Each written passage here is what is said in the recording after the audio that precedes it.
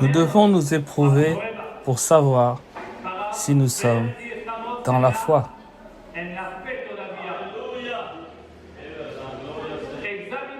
Examinez-vous vous-même pour savoir si vous êtes dans la foi.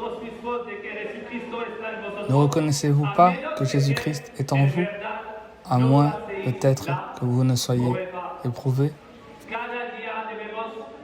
Chaque jour, nous devons produire du fruit digne de la repentance. Il n'est pas suffisant de dire « Je suis enfant de Dieu, Dieu m'a sauvé ». Nous devons porter du fruit. Frères, sœurs,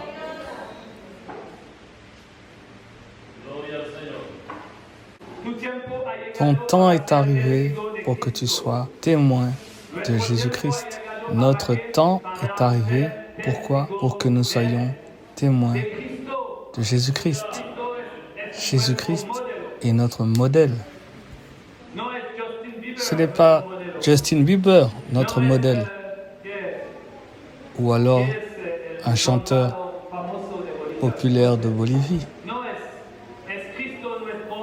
Non, c'est Jésus-Christ, notre modèle, et nous devons suivre notre modèle. Mon temps est arrivé pour être témoin de Jésus-Christ. Acte 1, verset 8.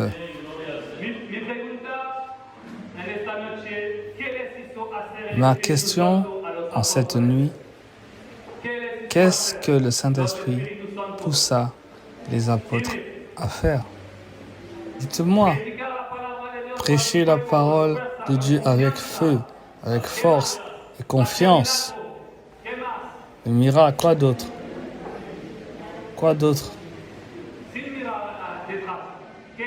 Sans regarder au tableau. Qu'ont-ils fait les disciples quand ils ont reçu l'Esprit Saint au jour de la Pentecôte? Parler en d'autres langues.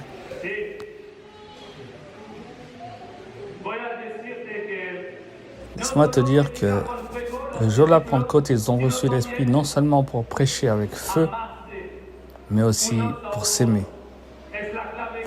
les uns les autres. Et ce fut la clé de leur réussite. Ce n'était pas seulement les miracles. Nous pouvons le voir en Acte 2.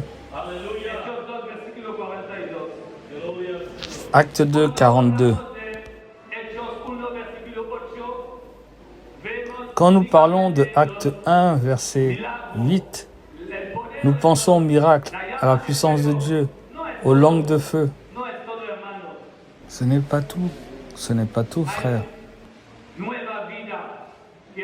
Il y a une nouvelle vie qui est venue dans les disciples, comme aussi dans ta vie. Une vie nouvelle. Acte 2, 42. Persévérer dans l'enseignement des apôtres. Relisons une minute. Il persévérait dans quoi? L'enseignement des apôtres. L'Esprit va te conduire, dans la vérité. Dans l'enseignement des apôtres, dans la communion fraternelle, dans la fraction du pain et dans les prières. Est-ce que vous voyez des miracles ici? Il y a des miracles? Non. Il y a le partage, il y a l'enseignement, il y a la communion fraternelle.